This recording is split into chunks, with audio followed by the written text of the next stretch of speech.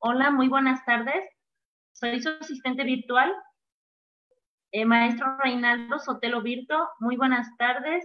Licenciado Eber Fernández Nava. Buenas tardes, adelante. Bien, buenas tardes a todos y a todas. Un gusto enorme siempre estar con ustedes a través de este foro, a través de este espacio que se está realizando por conducto del Centro de Estudios Jurídicos y Formación Especializada Hermes. Una enorme alegría siempre me embarga cada vez que iniciamos con una exposición que genera a través de estas plataformas virtuales el citado Centro de Estudios. El día de hoy nos acompaña o nos acompañará el maestro Reinaldo Sotelo Virto, hablando de un tema por demás interesante, la flagrancia y niveles de contacto. Quiero hacer mención de una breve reseña curricular del citado ponente. El maestro Reinaldo Sotelo Virto es licenciado en Derecho, maestro en Derecho, así como también estudió el doctorado en Derecho Procesal Penal. Aunado a ello, cabe señalar que se ha desempeñado como catedrático en universidades privadas del estado de Guerrero, así como también es importante puntualizar que desde 1999 se ha desempeñado dentro de la abogacía, se ha desempeñado como abogado litigante y especializándose totalmente en el ámbito penal. De ahí pues que el Centro de Estudios haya dado la posibilidad de aperturar este foro al citado ponente, así como también es importante mencionarles que este espacio académico lo crearon pensando en ustedes, pero sobre todo es importante también que sepan que el mismo está abierto a todo aquel que quiera participar con la finalidad de contribuir al desarrollo jurídico de nuestro estado. En particular me refiero a nuestro estado, el estado de Guerrero, pero también de manera general a nuestro país. Quiero agradecerles, como siempre, la posibilidad que nos dan de llegar a cada rincón desde de sus casas. Cabe indicar que nos acompañan desde diversos estados, incluso en otros países, motivo por el cual siempre es satisfactorio tener este tipo de audiencias con nosotros. Esperamos que sea de su agrado. Esperamos también que con posterioridad nos sigan acompañando en los distintos eventos académicos que vamos a continuar generando para ustedes y sobre todo invitarlos a que nos den la posibilidad también de poder compartirles información a través de nuestra fanpage. Les invitamos a darle like a la fanpage, se denomina Centro de Estudios y Formación Jurídica, Centro de Estudios Jurídicos y Formación Especializada Hermes, para que estén al pendiente de los eventos académicos que a la postre vamos a generar. Sin más preámbulo, quiero darle el uso de la voz al ponente que nos acompañará el día de hoy y desde este momento auguro un éxito y estoy convencido de que al final del día ustedes quedarán satisfechos con la intervención del maestro Reinaldo Sotelo Virto. Maestro, ¿tiene el uso de la voz? Lo dejo con el auditorio. Gracias, hermano doctor Eber Hernández Nava.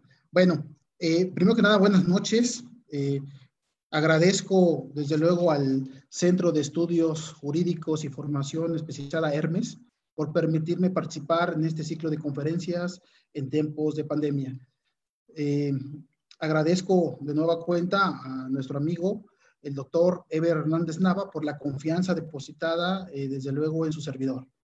De igual forma, agradezco a todos y cada uno de ustedes que de una u otra manera en las diversas plataformas nos están viendo, nos están escuchando. Agradecerles de antemano su presencia. Sin más preámbulos, el tema que tocaremos el día de hoy en esta pequeña charla, se tocará el tema de la flagrancia y los niveles de contacto. Propongo para eso una dinámica. En primer término, veremos el fundamento de esos dos tópicos, de la flagrancia y los niveles de contacto.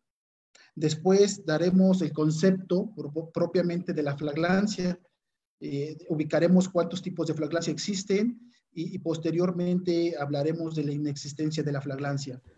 Pasaremos también a abordar el tema de los niveles de contacto, su procedimiento, y desde luego finalizaremos con aportar algunos datos para la defensa sobre cómo combatirlo en audiencia de control. ¿Sí? Propongo también, si me lo permiten, que las preguntas, si hubiese algunas preguntas, las dejáramos al final de esta charla para darle un poco de dinamismo a esta plática. Bien, esta charla no venimos a descubrir el hilo negro, no pretende esta plática que sea una panacea o remedio de nuestros males, pero sí esta charla considero que es de suma importancia para todos y cada uno de nosotros, los que estamos inmiscuidos en la operación jurídica, tanto jueces, ministerios públicos, policías y defensa, incluso estudiantes y público en general, porque se va a tocar precisamente la columna vertebral del sistema de justicia penal. Siempre he sostenido que la detención es la columna vertebral del procedimiento penal, ¿sí? La policía juega un papel primordial en este sistema de justicia penal. Entonces, desde mi particular punto de vista, considero que la detención es base fundamental para poder lograr muchas veces los objetivos de la defensa. Quiero advertir que tengo más de 20 años dedicándome a derecho penal. Me tocó incursionar en el sistema anterior y actualmente en este sistema. El 80% de los asuntos en el sistema anterior se ganaban, o por lo menos yo los gané, precisamente por una ilegal detención. Obviamente no teníamos audiencia de control, ¿sí? Desde luego que teníamos que pasar por sede ministerial, declaración preparatoria, auto de formal prisión, preinstrucción, incidentes de desvanecimiento de datos y varios incidentes que existían en aquel entonces, hasta llegar a sentencia, apelación y finalmente hasta la sentencia, hasta el amparo indirecto. Normalmente lográbamos la libertad de ese 80% de asuntos que en la práctica hemos llevado a efecto. Actualmente ya no hay que recorrer esos 4 o 5 años que nos demoraba en demostrar la ilegal detención. Ahora, el nuevo sistema de justicia penal implementó una audiencia, la audiencia de control, que está, su fundamento está en el artículo 308, y en donde es la primera audiencia en donde se va a verificar si efectivamente la detención fue legal o ilegal. ¿Sí? Actualmente no es fácil ya combatir la audiencia, la detención en la audiencia de control, porque los policías, quiero advertir también aquí, se han profesionalizado mucho. Los ministerios públicos, desde luego que también se han profesionalizado bastante bien y ya no es tan fácil lograr las libertades en esta audiencia. Sin embargo, mi perspectiva defensista me permite que en esta charla tenga ese corte, un corte totalmente defensista, y por eso la importancia de que ministerios públicos, jueces y policías y público en general, estudiantes, estemos involucrados en este tema de gran envergadura. No sé, señores, si me permita el administrador compartir algunas diapositivas que me permití elaborar para el efecto de empezar con el tema en forma. A ver. Adelante, maestro.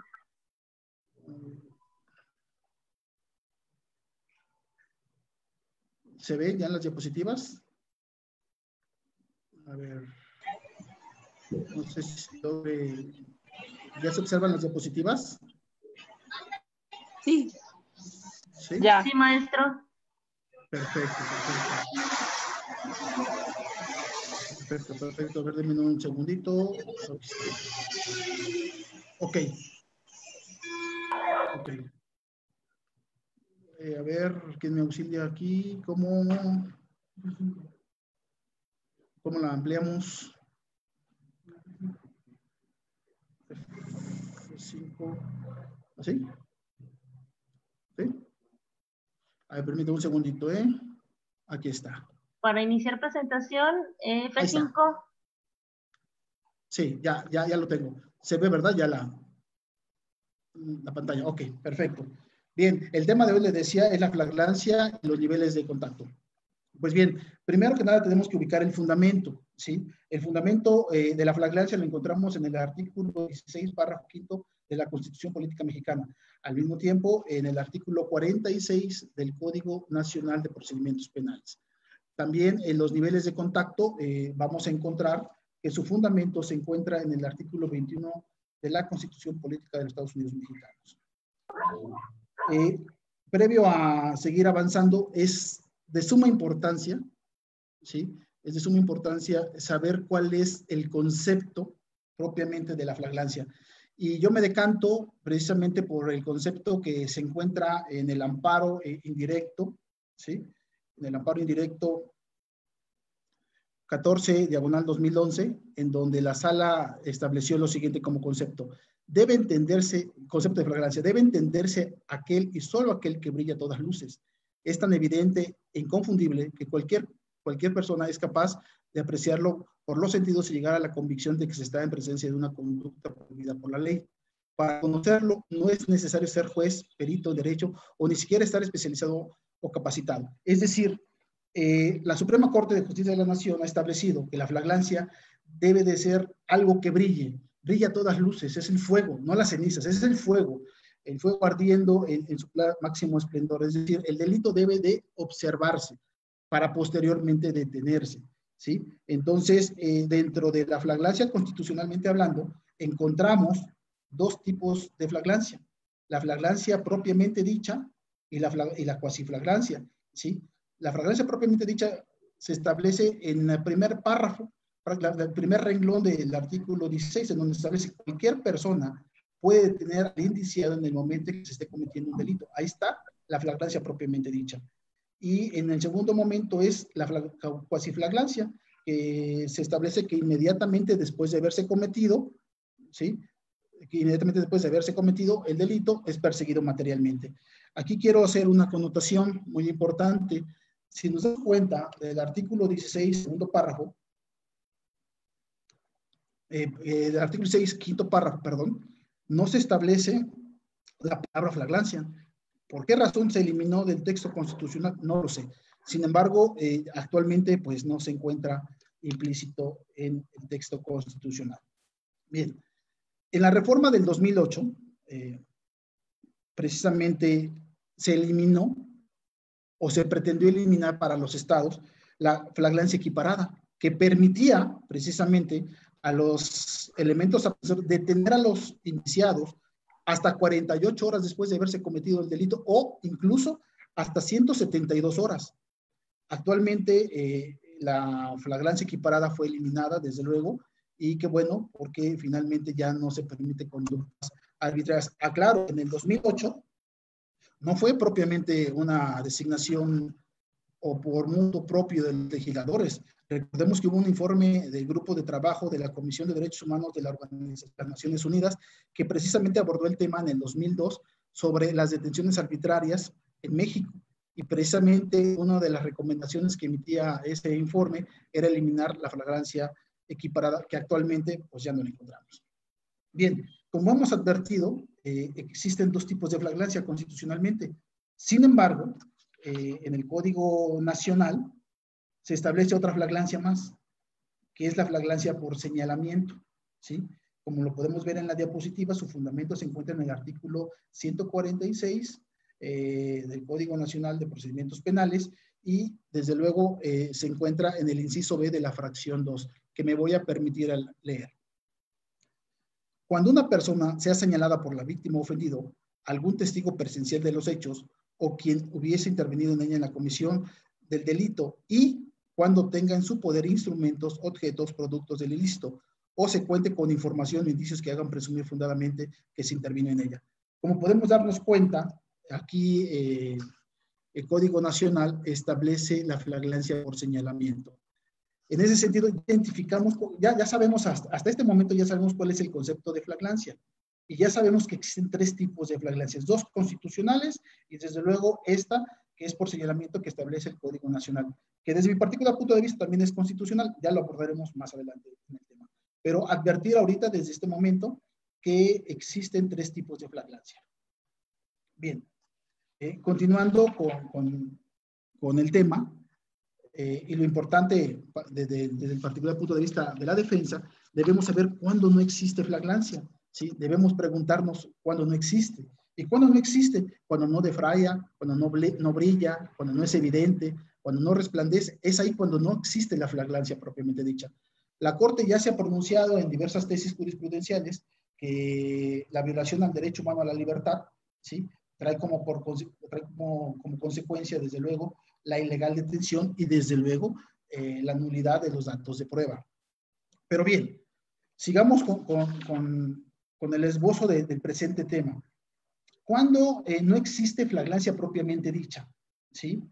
Nosotros nos dimos a la tarea en esta diapositiva extraer algunos tópicos del amparo directo 14 de 2011 que dictó la primera sala, en donde prácticamente podemos encontrar 5 tópicos para que no se dé la flagrancia propiamente dicha.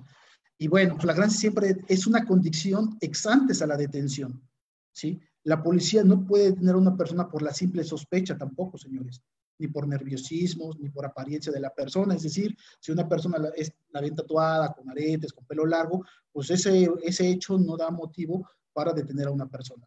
Tampoco se puede detener para investigar, ¿sí?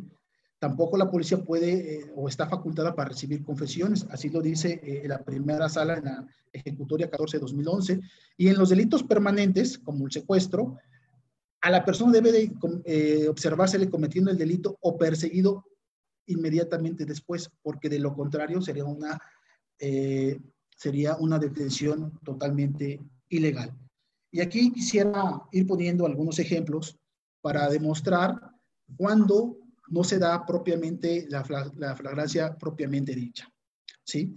Recuerdo que hace algunos añitos, ya en el nuevo sistema, en un asunto, mi cliente iba en su coche conduciendo y repentinamente elementos de la Policía Federal lo detienen sin ninguna sospecha, sin ninguna razón, lo detienen con palabras dulces, digo, no quiero repetirlas aquí, no quiero mencionarlas, lo hacen que descienda de su vehículo, de su camioneta, desciende de la camioneta mi cliente, lo inspeccionan físicamente y después de esa inspección, inspeccionan desde luego el vehículo, ¿sí? Una vez que inspeccionan el vehículo en la parte de aquí, de un lado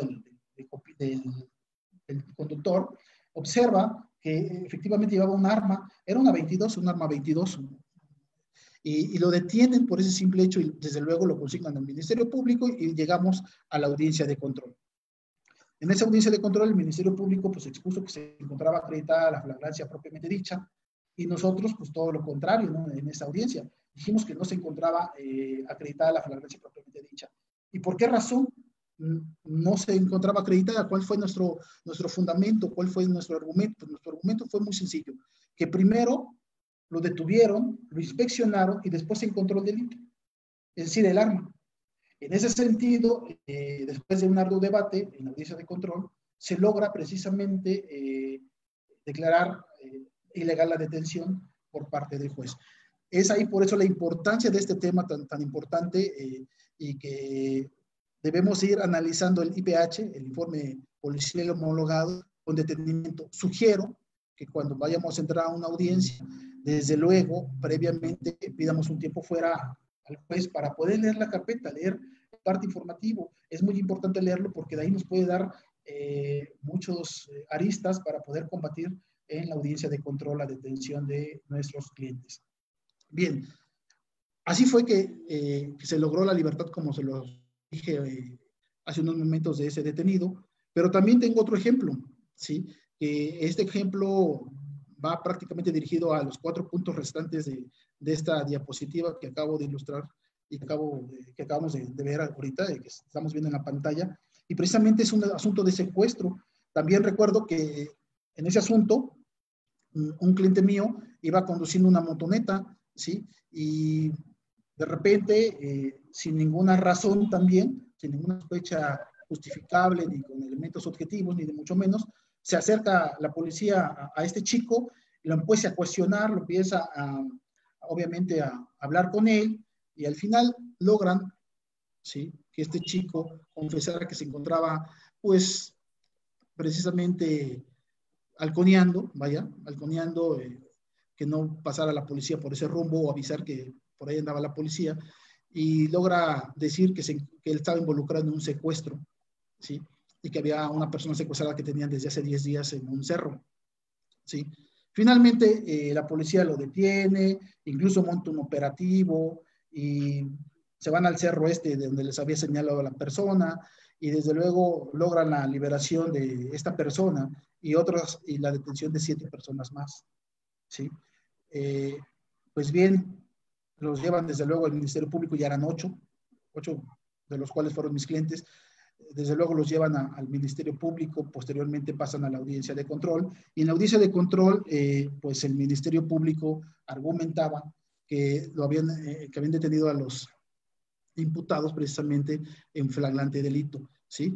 Hablaban de la flagrancia propiamente dicha. Y pues nosotros argumentamos en esa audiencia que en efecto no se daba la flagrancia, ¿sí? ¿Por qué no se daba la flagrancia? Porque lo detuvieron para investigar, ¿sí? Es decir, la policía lo que tuvo que haber hecho es detenerlo y llevarlo al Ministerio Público y que declarara, pero no, el Ministerio Público hizo todo un operativo sin la intervención del Ministerio Público. Es más, también se argumentó que había recibido una confesión cuando no está facultado el policía para recibir una confesión, y mucho menos que el imputado la declare sin un defensor. Además, también se argumentó lo que se señala en el punto 5, en los delitos permanentes, la persona debe de ser sorprendida en el momento de cometerse el delito o inmediatamente después, ¿sí?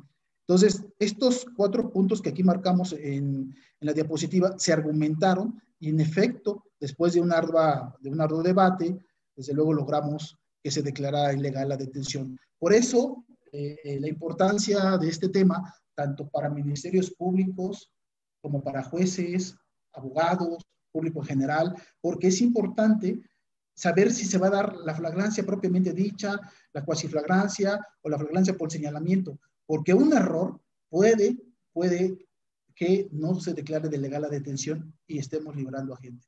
Entonces, aquí es importante señalar y puntualizar que debemos ser muy precisos en el parte informativo que emite la policía. Bien. También tenemos como segundo elemento la flagrancia por persecución, ¿sí? Esta flagrancia por persecución, doctrinalmente hablando, que se encuentra también en la Constitución, en el artículo 146, en esta flagrancia también debemos ser muy precisos. El elemento policíaco, el Ministerio Público debe acreditar en la audiencia materialmente fue perseguido el individuo, ¿sí? Y debe describir momento a momento la persecución material, ¿sí? Si no se da si no se escribe el momento a momento de la persecución, pues también podría declararse de ilegal. Y aquí también tengo un ejemplo. Hubo un robo con violencia hace unos meses, ¿sí? 3 personas se encontraban esperando a una persona que había ido al banco a sacar un retiro de dinero, más bien había ido al banco a cajas, había sacado la cantidad de 105,000 pesos y estaban merodeándolo, ya lo estaban, vulgarmente hablando, lo encontraban, ya lo estaban campaneando. Pues bien, cuando vieron que iba llegando la víctima, pues luego lo abordaron con pistola en mano, 3 sujetos, y desde luego lo despojaron de esa cantidad de dinero. En ese momento se echaron a correr estos individuos y se subieron a un Jetta gris y se dieron a la fuga. Pasaron 10, 15 minutos, alguien le habló a la policía y llegó la policía hasta el lugar de los hechos. La víctima estaba totalmente nerviosa, desde luego, ¿sí? Después de explicarle el suceso, que es el que les vengo narrando, la policía se fue rumbo a la trayectoria que le indicó la víctima, a perseguir a ese Jetta gris, y montó un operativo la policía. Estuvieron en ese operativo. Sin embargo, pasó 1 hora con 50 minutos, si no mal recuerdo, y no encontraban precisamente al Jetta gris hasta que alguien reportó el abandono de un Jetta gris, un poblado del lugar donde cometieron los hechos. Llega la policía y ve el Jetta sin ningún tripulante, desde luego, ¿sí? Y en ese momento recuerdo que la víctima había dicho que los imputados iban vestidos de color oscuro, ¿sí? Entonces los policías estaban buscando pues, a personas que vistieran color oscuro. De repente en ese poblado donde se encontraba abandonado el vehículo, de repente ven correr a una persona. Obviamente iba con vestimenta oscura y de inmediato la policía lo detiene. En ese momento pues lo llevan a sede ministerial y posteriormente con el juez de control, y ahí en el juez de control precisamente el Ministerio Público quiso acreditar la flagrancia por persecución, ¿sí?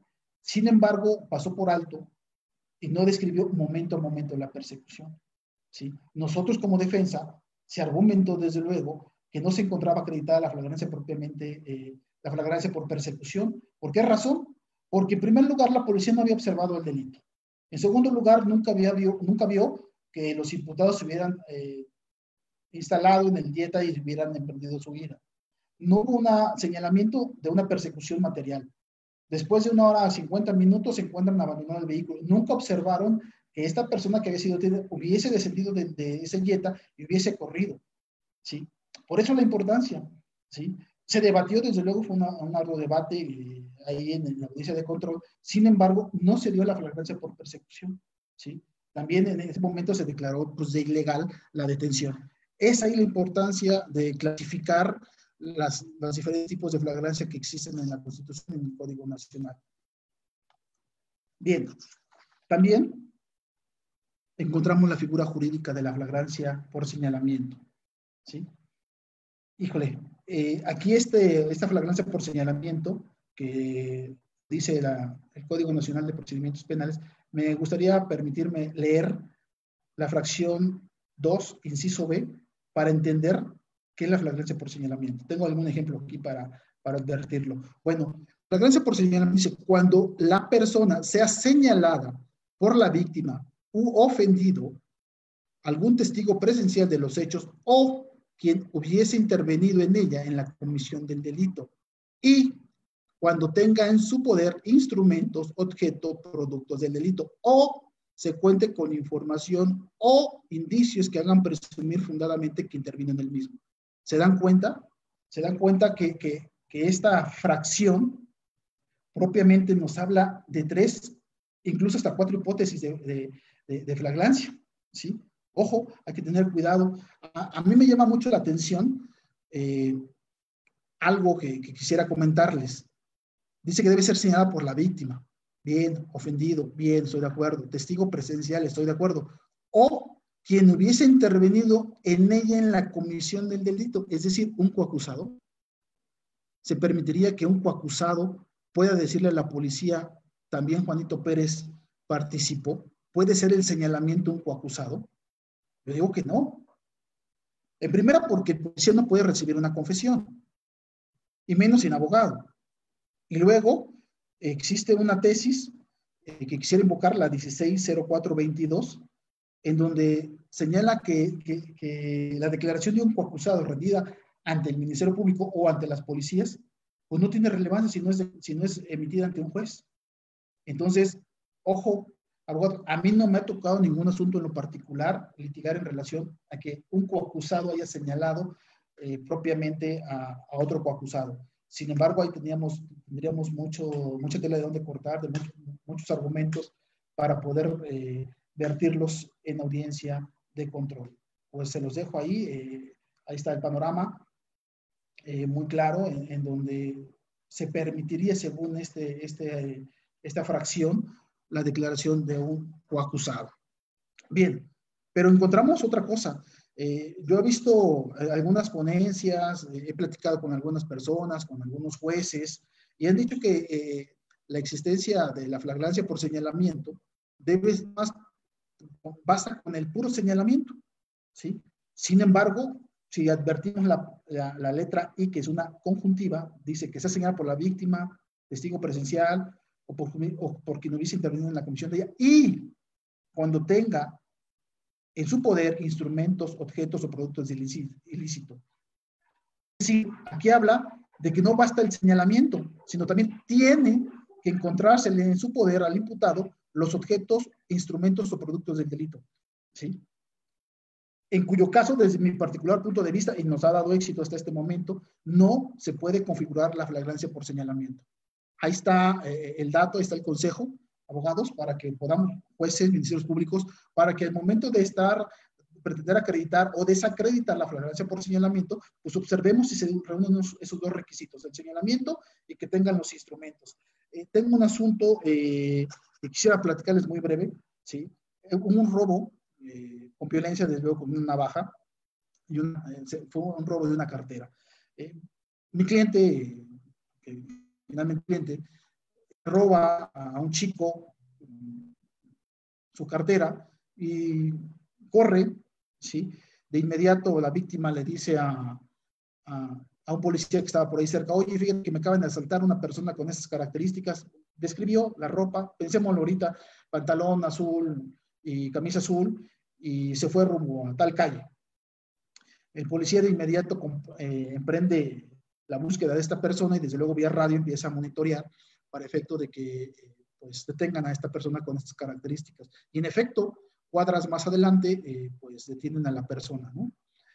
Pero, ojo, no le encontraron los instrumentos, los objetos o los productos del delito, es decir, no le encontraron la navaja y no le encontraron la cartera tampoco, ¿sí? Sin embargo, pues sí lo reconoció la víctima, lo llevaron a sede ministerial, alegamos que no lo trataran, bla, bla, bla, ya saben que el Ministerio Público pues no tan fácilmente te deja ir en las 48 horas a los detenidos, y bueno, llegamos a la audiencia de control. En la audiencia de control, desde luego, el Ministerio Público alegó la flagrancia por señalamiento y nosotros debatimos que en efecto había un señalamiento, pero que no había datos que aportaran lo que había narrado la víctima, es decir, nunca se encontró la cartera y nunca se encontró la navaja. Y por consecuencia, pues no se daba la flagrancia por señalamiento, ¿sí? Nosotros solicitamos que era necesario que el Ministerio Público acreditara precisamente, que efectivamente mi cliente portaba la navaja y que portaba probablemente la cartera. Porque decíamos en la audiencia, pues su señoría, pues todos correríamos el riesgo que nos señalaran. Imagínense, yo ahorita yo traigo un traje, ¿no? Pero imaginemos que yo llevo, porque tradicionalmente, ahorita en tiempos de pandemia andamos un poquito, pues, informales, vamos a decirlo así. Y de repente ando con mi pantalón de mezclilla y mi camisa azul, y si de repente me hacen un señalamiento, y pues obviamente me van a encontrar una cartera, voy con las características que está señalando la víctima. Ajá, sí, pero me van a encontrar una cartera, sí, en efecto. ¿Sí? Entonces, para mí, en lo particular, debe de precisarse, cuando hay un señalamiento, características personales del imputado, como tatuajes, arete, pelo largo, pelo corto, características, y además debe dar características también del objeto robado, ¿sí? Porque pues todos traemos una cartera, entonces todos los ciudadanos correríamos el riesgo de que nos pudiesen detener por un señalamiento, ¿sí? Sin encontrarnos los objetos productos del delito. Entonces aquí paso el dato, ¿sí? En esa audiencia debatimos fuertemente y desde luego que nos dio la razón el juez y declaró de ilegal también pues la detención porque nunca se encontraron la cartera ni la navaja. Es decir, no se encontraron los instrumentos productos del delito. Pero además, nada más existía la declaración de la víctima, no hubo testigos, ¿sí? No sé por qué razón no se recolectó datos de algún testigo presencial de los hechos, ni mucho menos, ¿sí? Entonces, también argumentamos los párrafos 285 y 286 del amparo directo 14/2011, donde se establece, palabras más, palabras menos, que no basta el simple señalamiento, sino que deben aportarse datos, ¿sí? Concretos para corroborar la acusación. Y esos fueron los motivos, precisamente, por los cuales no se dio flagrancia por señalamiento. Muchos han dicho que la flagrancia por señalamiento es la prima hermana de la flagrancia equiparada. Recordemos que la flagrancia equiparada permitía la detención de los imputados hasta 48 o 72 horas más. Desde mi particular punto de vista, y siendo defensa, considero que la flagrancia por señalamiento no es inconstitucional. ¿Y por qué no es inconstitucional? Porque precisamente en la parte al fin del artículo 146 se establece que debe concurrir inmediatamente después de cometerse el delito. Es decir, no da cabida a que la vayas a detener 48 horas después, 24 horas después o 72 horas después, ¿sí? Es inmediatamente después. Entonces, desde mi particular me decanto porque la flagrancia por señalamiento no es inconstitucional, es totalmente constitucional, simple y sencillamente porque lo salva el último párrafo de dicho precepto. Sí, entonces yo sé que algunos de ustedes podrían decirme lo contrario, están en su derecho, sí, porque este artículo 46 ha dado mucho de qué hablar. Sin embargo, ya algunas tesis de algunos tribunales colegiados ya empiezan, como la que estoy señalando en la diapositiva, ya empiezan a decantarse en efecto de que la flagrancia por señalamiento no es inconstitucional. Bueno, también tenemos la flagrancia cuando se entra a un domicilio, en la intromisión del domicilio sin orden judicial, es decir, sin orden de cateo. ¿Cuándo se da? Aquí lo voy a abordar muy rápido este tema. Se da cuando pues, precisamente se va persiguiendo a un imputado y se mete a un domicilio, pues la autoridad no es necesario tener un orden de cateo para poder entrar al domicilio, puede entrar directamente a la detención de esa persona, ¿no? También se da cuando hay datos ciertos derivados de una percepción directa, no de me dijo el vecino que en esta casa se están cometiendo delitos o se hacen ilícitos, no. Deben ser datos ciertos derivados de una percepción directa y que permita razonablemente saber que se está cometiendo un delito en el interior de un domicilio. También está permitido, desde luego, la intromisión del domicilio sin orden de cateo. Y una más, también se da la intromisión al domicilio sin orden de cateo cuando hay un consentimiento por parte de la persona que lo habita ahí, ¿sí? Nada más que hay que cumplir con ciertos requisitos. Y aquí yo nunca he tenido ningún asunto de ninguna intromisión por consentimiento. Les dejo el dato para ministerios públicos, defensa y desde luego jueces tomen el dato, ¿no? Debe haber un consentimiento por una persona mayor de edad, ¿sí? Debe ser consciente y libre, ¿sí? Ausente de error, coacción o actos de violencia o intimidación. Debe de estar por escrito y debe de decirse el objeto determinado, así, para detener a Juanito Pérez nada más, ¿sí? Y además, en algunos casos, en la gran mayoría, debe ser ratificado por el que dé el consentimiento ante el juez de control dentro del término de los 5 días. Entonces, en esos casos, en esos 3 supuestos, se puede dar la intromisión, ¿sí?, de la policía a un domicilio, ¿sí?, sin orden de cateo. Bien. Ok.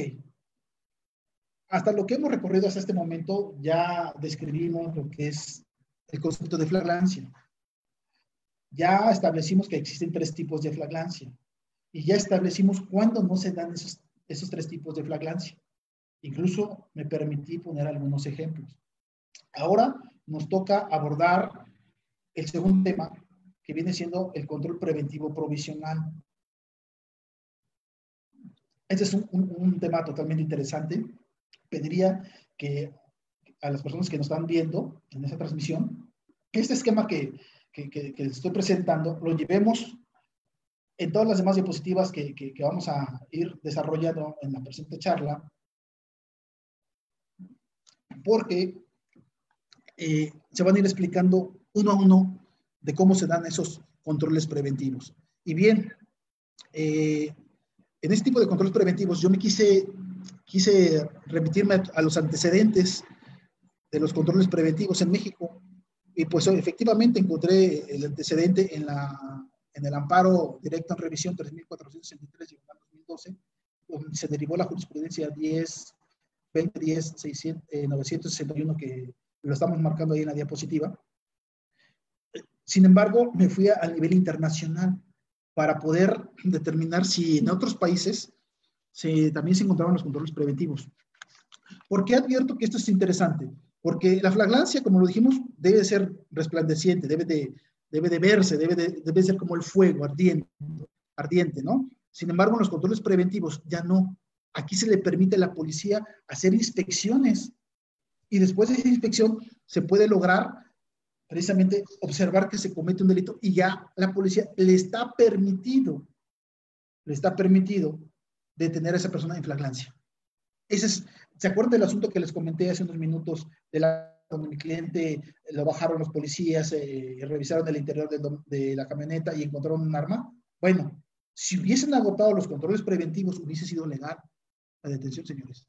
Y esto no es nuevo, lo traemos desde el 2012, ¿sí? Desde el 2012. Es decir, han pasado prácticamente 8 años que tenemos los controles preventivos en México. Obviamente ahora se le da una importancia más preponderante, antes no se le daba, pero ahorita pues se le está dando un juego importante. Bien, en el ámbito internacional, el primer precedente que tenemos es el asunto de Terry contra Ohio, ¿sí? 1967. Lo explico brevemente. Aquí la policía en Estados Unidos, en Ohio precisamente, está dando su rutina normal del día, se para en una avenida y de repente observa que al fondo de la avenida hay una tienda y en esa tienda hay dos personas sospechosas, ¿sí? Y una de ellas se va y se asoma por la ventana de esa tienda, ¿sí?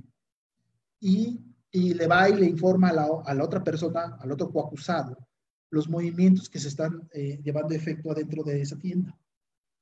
Sin más ni más, ese acto de estar supervisando el interior de la tienda fue aproximadamente como 12 veces, lo cual observó la policía, lo estaba observando. ¿Qué hizo la policía? Se acercó y en ese momento empezó a cuestionar, se pusieron un tanto nerviosos las personas y en ese momento observó que tenían entre sus ropas armas.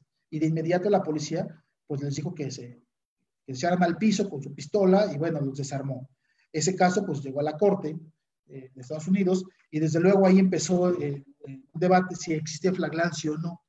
Sí, porque no lo habían observado, no, el policía no había observado a los sujetos con el arma, sino después de una revisión se da cuenta de que estos imputados, ¿sí? Llevaban precisamente en el interior de sus cuerpos, entre sus ropas, las armas que se describían. Entonces ese fue el primer antecedente en Estados Unidos. También un segundo antecedente lo encontramos en el asunto Fox Campbell, Reino Unido, en donde también dos personas se ven en un coche, llevan unas armas. La policía en aquel entonces se presumía que eran terroristas y de igual forma, ¿no? Se determinó que en efecto también era motivo de un control preventivo provisional y declararon ilegal la detención. Por eso es importante. Ahora bien, en México, pues la primera sala de la Suprema Corte de Justicia de la Nación, pues en la tesis 2010-961, pues ya se decantó precisamente por los controles preventivos de grado menor y grado superior, que ahorita en la charla seguiremos abordando. Bien, esta diapositiva, le decía, hay que fijarla bien en la mente, porque después de esta tesis jurisprudencial, en el 2014, la primera sala emite otra nueva jurisprudencia, ¿sí? Y ahora le llama niveles de contacto. Como se pueden dar cuenta en la gráfica, estos niveles de contacto son 3, ¿sí? Y los controles preventivos de grado menor y grado superior quedaron posterior en el segundo nivel de contacto, ¿sí? Bien, entonces emite esa segunda jurisprudencia y en ese momento declara 3 niveles de contacto: la simple inmediación, la restricción temporal del ejercicio de un derecho, en donde se encuentra precisamente el grado menor y el grado superior, ¿sí? Y la detención en sentido estricto. Entonces, ahorita también esta gráfica llévensela aquí en su mente, si pueden imprimirla o sacarle una fotografía. Vamos a ir describiendo poco a poco cómo se van dando los grados o el procedimiento de estos niveles de contacto y de grado menor y superior para poder detener a una persona. Bien, el nivel de contacto, ¿sí? El primer nivel de contacto es la simple inmediación. ¿Qué es la simple inmediación? En el primer nivel de contacto no se requiere que se justifique, no se requiere justificación alguna, o sea, no se requiere que exista un delito, vaya, no se requiere ninguna justificación para el elemento policíaco. Es una simple aproximación que la autoridad hace a una persona, ¿sí? Y le puede preguntar a la gente policíaco acerca de por qué se encuentra ahí en esa vía pública, le puede preguntar sus datos, es un acercamiento, le puede hacer una serie de preguntas, pero la persona o el controlado, que le llaman controlado, puede o no estar de acuerdo en responderle, incluso puede retirarse. Es una simple inmediación, no se requiere justificación y esa es el primer nivel de contacto. El segundo nivel de contacto, precisamente, como lo advertíamos en la gráfica, en el esquema, perdón, hablábamos de la restricción temporal del ejercicio de un derecho. Aquí sí, la persona se siente razonablemente obligada a obedecer las órdenes de la autoridad, es decir, detente, ¿sí? Y puede detenerse, debe de detenerse. El fundamento de esta restricción temporal, pues también ya la sala en la resolución de inconstitucionalidad 10 y 11 de 2014, también ya resolvió que esta restricción ya dijo que los derechos humanos no son absolutos y que pueden restringirse temporalmente, ¿sí? Entonces, por eso permite que el policía pueda detener momentáneamente, ¿sí? Al ciudadano en aras de la prevención del delito. Por eso, su fundamento se encuentra en el artículo 21 constitucional y no en el 16 constitucional, ¿sí? Entonces, en esta restricción, sí, aquí ya la persona está obligada a obedecer las órdenes del policía y detente, y hay que detenerse, ¿sí?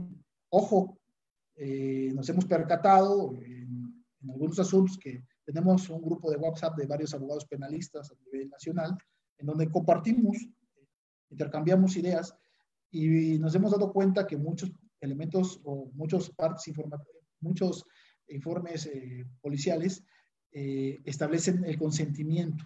¿Sí? ¿Sabes qué? La persona me dio el consentimiento para revisar el vehículo. Ojo, hay que tener cuidado. ¿Sí? El consentimiento debe estar ausente de error, coacción, violencia o intimidación. Si existieran eso, pues hay que debatirlo, hay que acreditarlo en audiencia de control, ¿sí? Hay que llevar a nuestros testigos a declarar a la audiencia. Recordemos que en la audiencia de control se permite medios de prueba y por ahí podemos pegarle a esa parte, ¿no? Si es que en efecto, porque tenemos que tener un deber de lealtad, no vamos a inventar nada, ¿sí? Si hubo una intimidación para pararte y restringirte de tu libertad y además de eso hubo coacción, violencia, pues hay que declararlo, ¿no? Bueno, el tercer nivel de contacto es propiamente la detención. Aquí quiero hacer la diferencia. En la flagrancia, el delito resplandece y por eso detienes. En el segundo nivel de contacto, no es evidente. El delito no es evidente. Es después de una exploración física, tanto del imputado o de sus objetos, el descargo del vehículo, demás, se encuentra el delito. ¿Sí? Entonces, esas son las grandes diferencias. Bien. Recordemos que en la restricción temporal, en el segundo nivel de contacto, encontramos el grado preventivo de grado menor. ¿Sí? Aquí, ya les decía, la policía sí puede limitar provisionalmente el tránsito de las personas, ¿sí? Con la finalidad de pedir información, identidad, rumbo, motivos de tu presencia, etcétera. ¿Sí? Aquí, en este nivel, en este grado menor, en este control preventivo de grado menor, el policía puede hacer una revisión superficial exterior, es decir, puede estar mirando al interior, ¿sí? Tanto de la persona, no lo va a inspeccionar, es una revisión ocular y es superficial. No, a ver, déjame ver qué traes bajo tu saco. No. Es una revisión superficial, tanto del vehículo como de la persona, ¿sí? Entonces, en este segundo nivel de contacto, aquí sí deben de existir, aquí el registro es más profundo, aquí sí te van a revisar tu vehículo, aquí sí te van a revisar propiamente también te van a revisar tu vehículo, te van a inspeccionar también a ti, ¿sí? Considero que de esta tesis, que es la 2010-961, considero 3 supuestos, si se dan cuenta. Para que se dé el grado superior, debe existir sospecha razonable, una denuncia previa o que demuestre el imputado un alto nivel de desafío o evasión. ¿Sí? Lo vamos a explicar porque en la gráfica lo explicábamos. ¿Sí? En me abocaré a lo que dice propiamente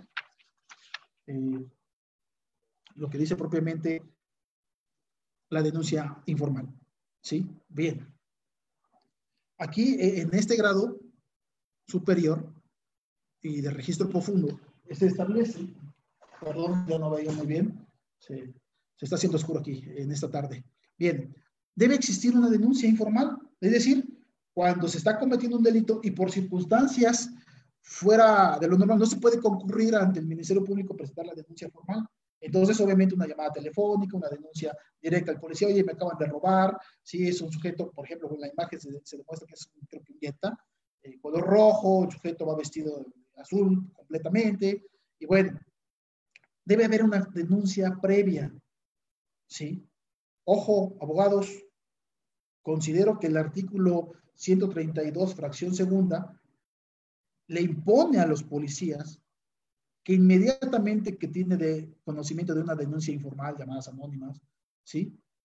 debe de informarlo al Ministerio Público. No me he topado ningún caso en este momento en donde reciba una denuncia el policía y no le reporte al Ministerio Público. Considero, y yo me iría a debate precisamente, en que si la policía hace la inspección de grado superior, el registro profundo, pues vaya, ¿sí? Y policía no reportó la denuncia que le hizo el ciudadano, podría estar ahí una arista, ¿sí? Ojo, chéquenlo, tómenlo en cuenta. Considero que se puede dar ahí, pues, una circunstancia que puede incluso favorecer. Porque el artículo 132, fracción segunda, es claro, que señala que la policía puede recibir denuncias anónimas, pero que inmediatamente después no significa 5 horas después, inmediatamente después debe de informarlo, hacerlo de conocimiento del Ministerio Público, para coordinar la investigación. ¿Sí? Entonces, ojo, abogados, ahí les dejo ese dato. Jueces, ministerios públicos, hay que poner atención para que no se nos vaya pasando estos datos. ¿Sí? Bueno, también dentro de ese segundo grado superior, también nos encontramos con la sospecha razonable. ¿Sí? Ya la Corte ha emitido algunas tesis que va estableciendo cuándo viene una sospecha razonable. Hay incluso un test por ahí de una sospecha razonable. Pero sin más ni más, y para no aburrir esta charla, yo encuentro algunos ejemplos de sospecha razonable. Permítanme.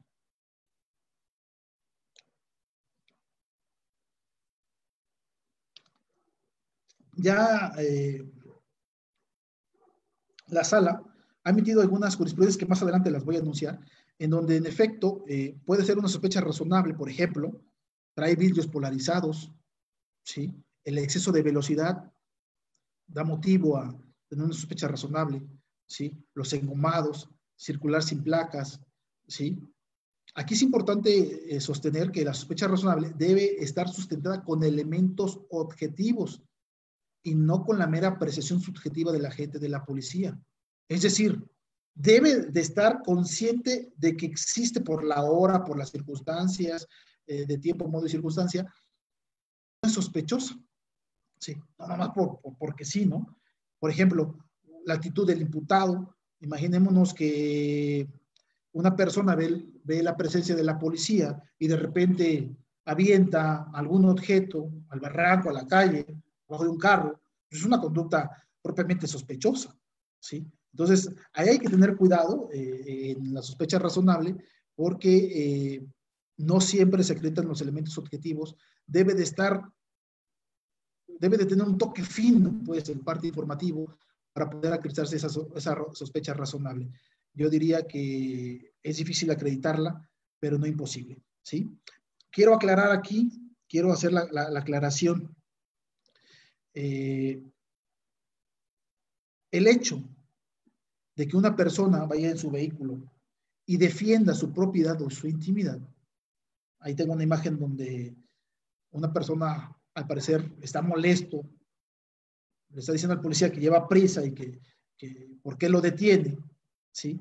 La Corte ya se decantó, ¿sí? En la tesis, en el amparo directo en revisión 2420, diagonal 2011, que el hecho de que una persona, ¿sí?, invoque su derecho de propiedad e intimidad no da motivo de sospecha razonable. Ojo, no me he topado asuntos, pero he escuchado que de repente cuando elementos aprensores se le está gritando y demás, de repente, ojo, los detienen y se los llevan a sede ministerial y hasta el juez de control, porque posteriormente le encontraron algún ilícito, ¿no? Entonces, el hecho de que defiendas tu propiedad o tu intimidad no da motivo de tener una sospecha razonable. Bien. El tercer filtro de la sospecha razonable, o más bien del grado, del control preventivo por visión del grado superior, viene siendo las evasivas y los desafíos, ¿sí? Y entonces, si me permiten, me remito a la diapositiva correspondiente, y aquí dice, evasivas. ¿Qué debemos entender por evasivas y desafíos? Las evasivas son salidas o recursos de una persona que utiliza para no enfrentar una dificultad o compromiso, ¿sí? Checando algunas tesis jurisprudenciales y también algunas ejecutorias, me encontré el amparo directo en revisión 2778/2011, ¿sí? Esto fue un asunto que sucedió en el timbre Guadalajara, en el timbre de Guadalupe, municipio de Pinal, de Amoles, Querétaro, en donde una persona sale con su vehículo y de repente ve elementos castrenses, ¿sí? Y se ve obvio, en el interior de su vehículo, de su unidad, llevaba un arsenal de armas. Y al ver la presencia de los elementos militares, lo que hace da la vuelta y se regresa. Los elementos castrenses vieron precisamente una actitud sospechosa y una evasiva por parte de esta persona y le dieron alcance. Cuando le dieron alcance se puso muy agresivo y demás la persona esta, y bueno, finalmente agotaron los niveles de control correspondientes que acabamos de describir y finalmente determinaron y observaron más bien que llevaba un arsenal de armas. Fue puesto a discusión del Ministerio Público y después a las autoridades correspondientes y finalmente llegó hasta la Suprema Corte de Justicia de la Nación. Entonces, ahí en esa ejecutoria pueden observar que en efecto las evasivas, ¿sí?, que hace un ciudadano son motivo de detención, ¿sí? Y entonces, por esa razón fue detenido y no lo ampararon. Quise poner el ejemplo para que vean cuándo hay una evasiva. Cuando hay un desafío, primero debemos saber el concepto de desafío. El desafío son acciones y efectos de desafiar, de competir, de retar o provocar a alguien, ¿sí? Entonces, aquí es muy importante, por ejemplo, vemos en la imagen ahí de la diapositiva, donde un individuo está con un machete desafiando a la policía. En ese momento la policía le puede restringir su libertad, ¿sí? Lo puede detener y desde luego consignar si le encuentra objetos del delito, ¿sí? Les decía, como los advertí hace unos momentos, ¿sí?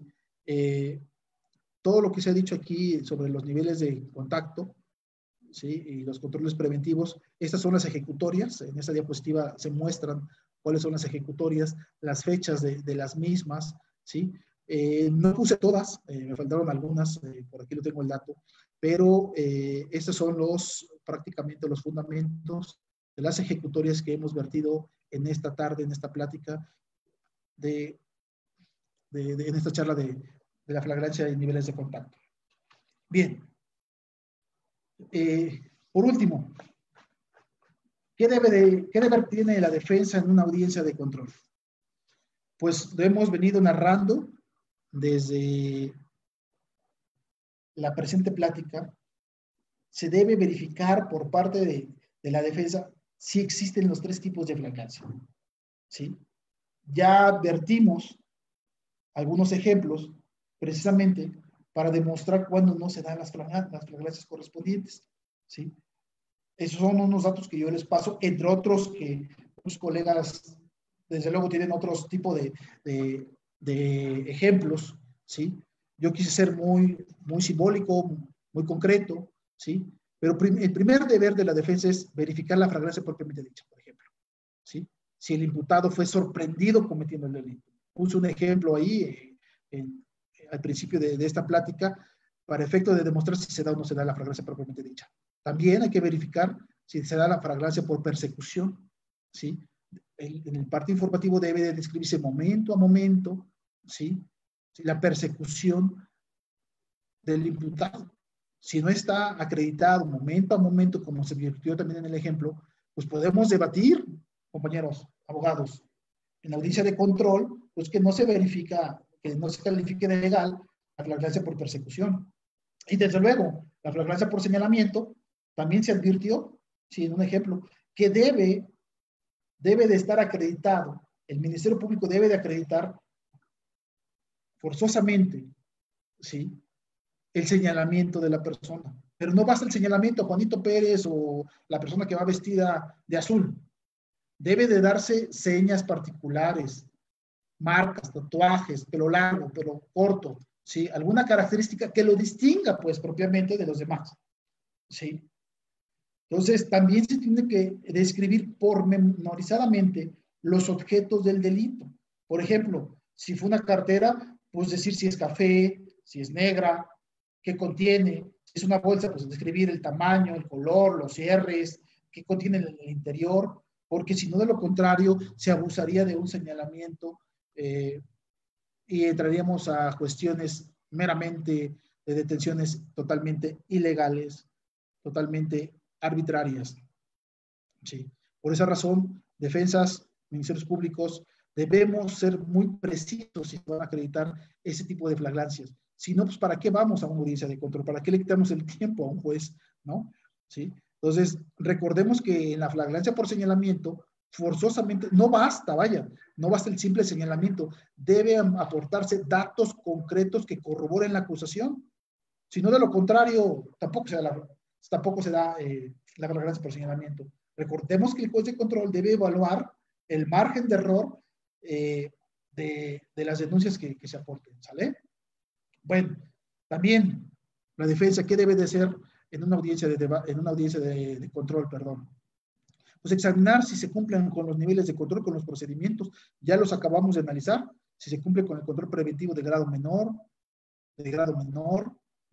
perdón, si hubo una denuncia informal previamente, si hay una sospecha razonable, si hay elementos objetivos que acrediten la sospecha razonable, si hay evasivas o desafíos del imputado en contra de la policía o incluso de un tercero, ¿sí? Ese es un deber que debe tener la defensa, ¿sí? Entonces, ¿qué también tiene que verificar? Miren, pues deben de verificarse también el acuerdo de retención, ¿sí?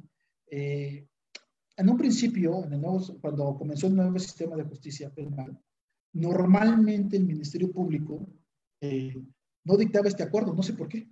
Se les pasó, no se los enseñaron en los cursos, no sé. Actualmente, les vuelvo a repetir, ya se han profesionalizado mucho los policías, los ministerios públicos. Ya es difícil que encontremos que no existe un acuerdo de retención. Sin embargo, es importante observar si se tiene el acuerdo de retención, ¿sí? Porque pues también podemos debatir ese detalle, ¿sí? En términos del artículo 149, segundo párrafo, el artículo 131, fracción 11, el 140 del Código Nacional de Procedimientos Penales para pedir la libertad de nuestro defendido. Y hay que pedirla desde sede ministerial, ¿eh? Yo sé, por experiencia propia, y yo creo que ustedes van a coincidir conmigo, no nos lo sueltan en sede ministerial. Pero, ¿qué podemos hacer? Pues tan sencillo, ¿sí? Hay que ir con el juez de control, ¿sí? A solicitar audiencia, ¿sí? Y, pues, debatir, que no existe, más que nada, debatir la libertad. Eso lo vamos a ver ahorita en la necesidad de la retención. Pero entonces, ese acuerdo debe estar notificado al imputado y a la defensa. Ya ahorita ya no se les olvida a los ministerios públicos, pero sí se les pasa notificárselos a los imputados. ¿Por qué razón te estoy reteniendo yo 48 horas? Defensa, te estoy deteniendo a tu imputado por estas razones. Debe estar fundado y motivado. Normalmente no existen. ¿Podemos debatir en audiencia de control? Sí. ¿Se puede declarar de ilegal la detención? Probablemente se puede declarar de ilegal la detención, pero de ilegal la retención. ¿Sí? Ojo, algunos jueces, desde luego, no hay un criterio uniforme. Algunos la conceden, otros no la conceden.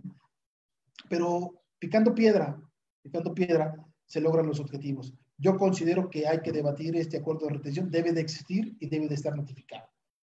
También que debe de invocar en audiencia de control o incluso desde sede ministerial de la defensa por la necesidad de la retención. ¿Sí? Es decir, el Ministerio Público, desde que tiene las 48 horas, debe acreditar dentro de la carpeta de investigación, desde mi particular punto de vista, respeto a los jueces, respeto a los ministerios públicos, pero desde mi particular punto de vista, debe de acreditar las hipótesis de la prisión preventiva justificada, es decir, debe tener datos de prueba que acrediten que hay peligro de sustracción del imputado, debe de haber datos de prueba que acrediten que existe peligro de obstaculización del desarrollo de la investigación.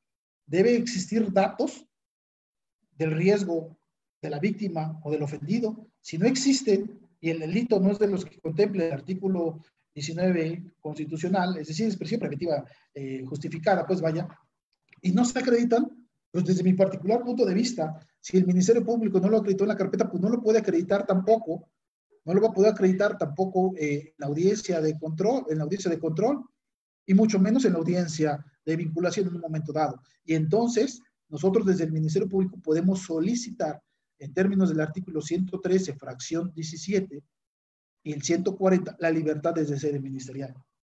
Y si no, pues solicitarle al Ministerio Público la libertad precisamente en la audiencia de control, ¿sí? Entonces, ahí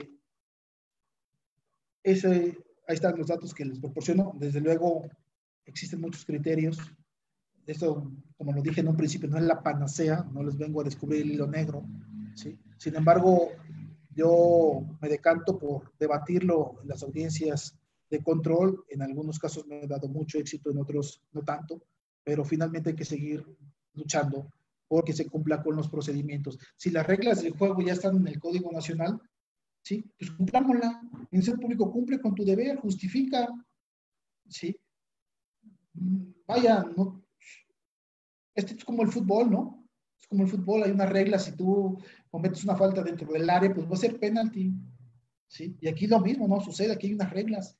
El debido proceso debe imperar, ¿sí? En cualquier estadio, ¿no? Bueno, también me he topado mucho, y lo hemos discutido con varios compañeros.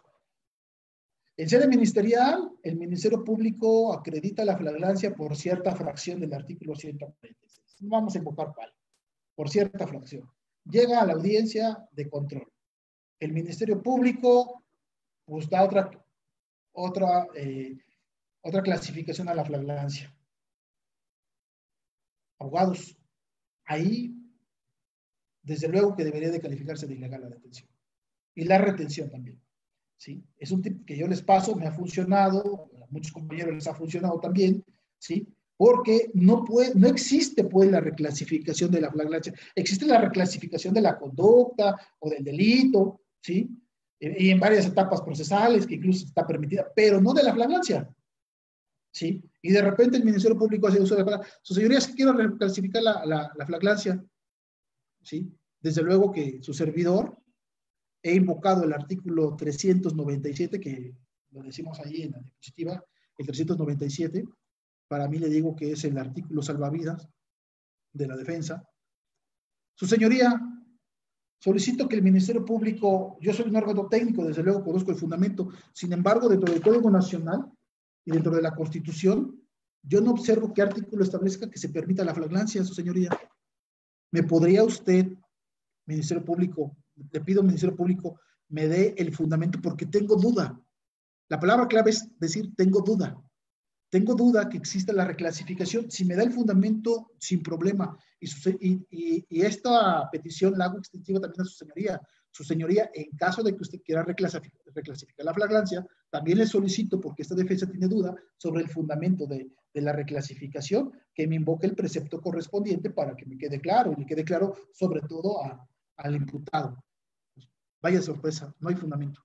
Entonces no pueden reclasificar la flagrancia, desde mi particular punto de vista, ¿sí? Respetando desde luego los criterios de los jueces, respetando los criterios de los ministerios públicos, pero también pido que se respete a la defensa, ¿sí? Entonces, desde luego que no existe, no es legalmente, no es constitucional ni legalmente, no existe la reclasificación de la flagrancia. Bien, como se pudieron dar cuenta, la inspección de las personas y de las posiciones, es decir, del vehículo, pues ya está permitido, abogados. Es decir, no discutamos en una audiencia de control que con fundamento del artículo 16, primer párrafo, la detención o la inspección fue ilegal en virtud de que no existe mandato por autoridad competente que funde y motive la causa legal. Es decir, ya no. Los niveles de control permitieron las inspecciones de las personas sin mandato judicial, pues vaya, ¿sí? Puede intrometerse, obvio, pasan por el filtro de los 3 niveles de contacto, la inmediación, ¿sí? La restricción la restricción de los derechos de la persona y hasta llegar a la detención, siempre y cuando se cumplan con todos los procedimientos que acabamos de advertir en esta. Es decir, los artículos 269 y 268 del Código Nacional de Procedimientos Penales ¿sí? Pues fueron declarados ya constitucionalmente legales, ¿sí?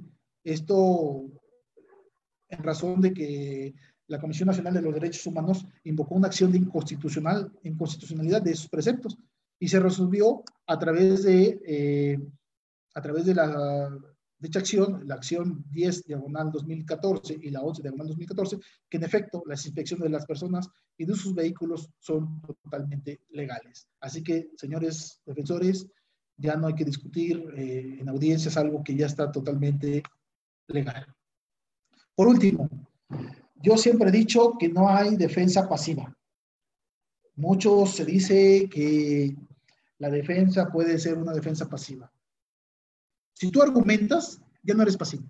Bueno, si dice, resuelva conforme a derechos, señores, no, pues seguramente no estamos argumentando, ¿sí?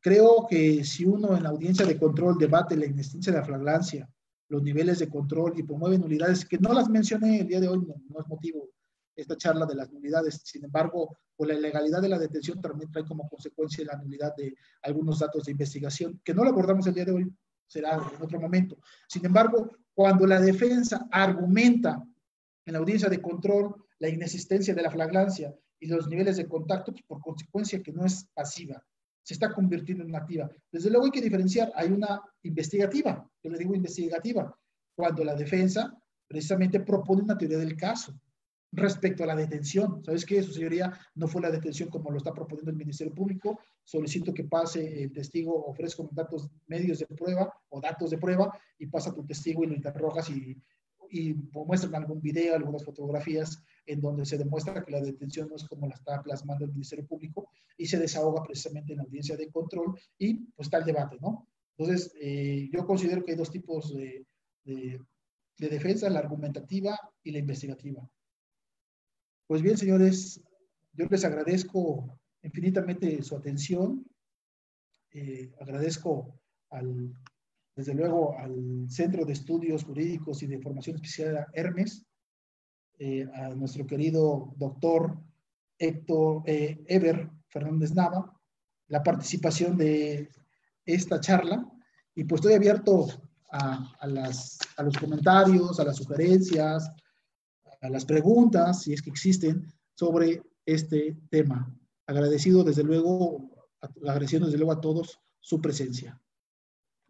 Pues quedo de ustedes, o es cuanto, su señoría.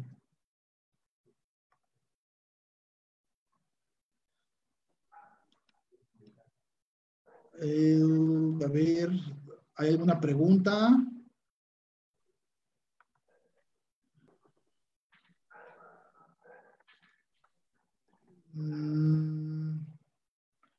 A ver, si pueden utilizar sus micrófonos, porque, a ver, no sé qué le pasó aquí a mi equipo, no puedo ver. A ver, aquí tengo unos técnicos que me están ayudando. ¿Quién me puede ayudar? A ver, ¿alguna pregunta, algún comentario, alguna sugerencia? Que utilicen sus micrófonos, habiliten sus micrófonos. O a ver. Compañeros, quien desee participar puede activar su micrófono desde su equipo, por favor, o levantando la manita virtual para darles audio.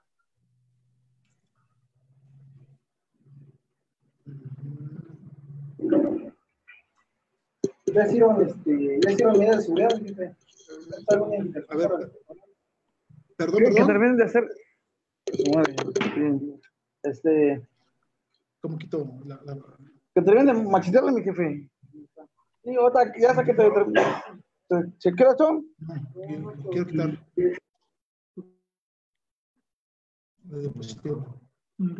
En el chat me parece que hay una pregunta, no sé si me escuche, maestro.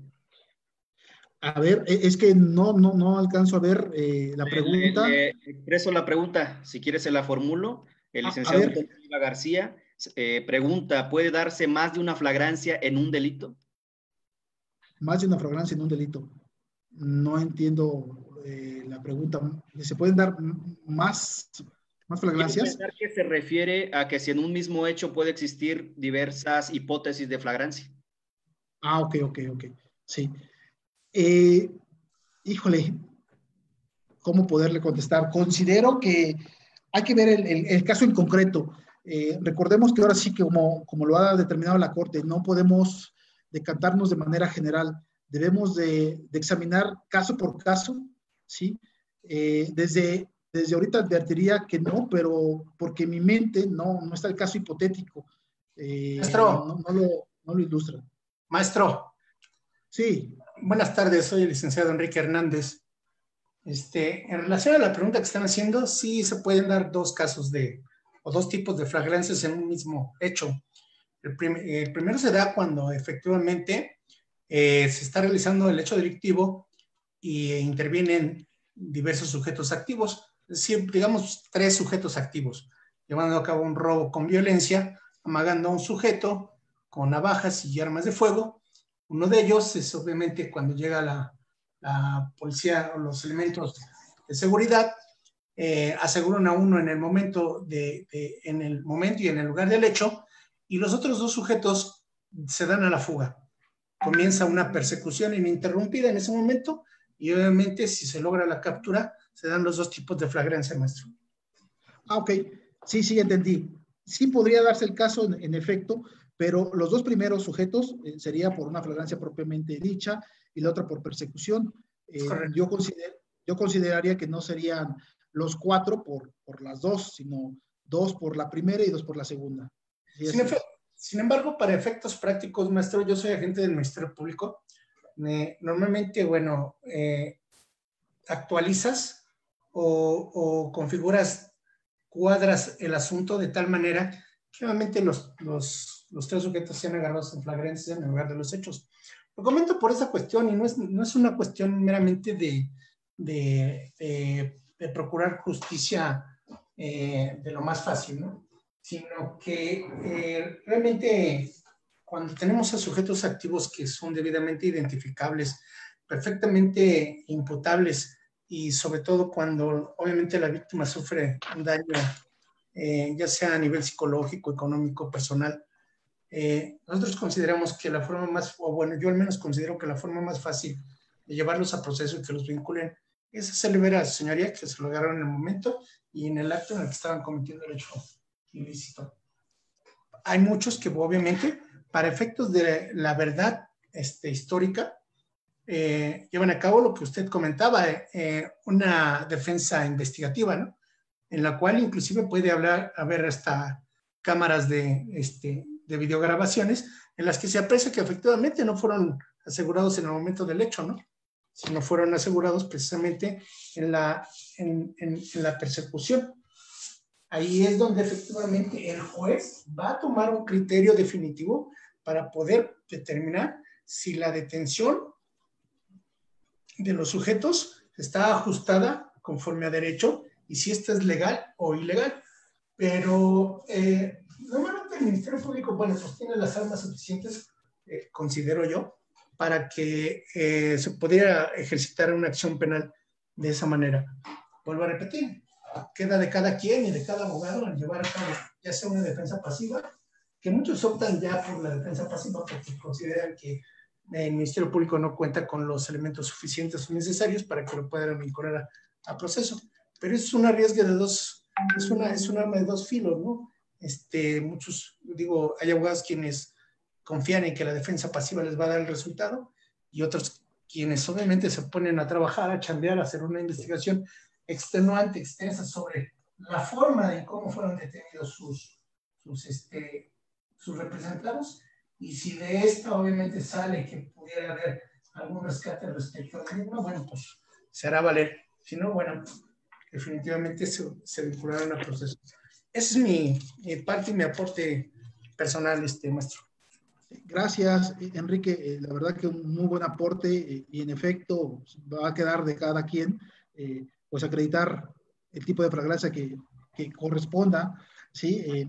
Obviamente yo me decantaría de que hay que tener cuidado por parte del Ministerio Público de acreditar cada una de las flagrancias correspondientes de los imputados, pero por eso está la defensa, que debe ser una defensa activa para efecto de poder, o investigativa, para poder acreditar lo que su derecho corresponda. Creo que por ahí alguien levantó también la mano. Si puede habilitar su micrófono, por favor.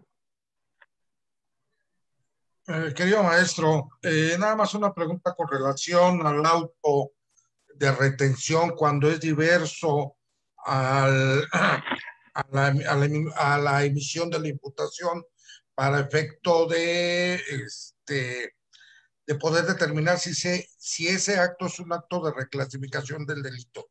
Es decir, cuando el auto de retención del Ministerio Público es diverso a la imputación externada frente al juez de control a efecto de que se le ponga en conocimiento del ilícito, de los hechos, y a efecto de que entre comillas, se le pudiera señalar para proceso.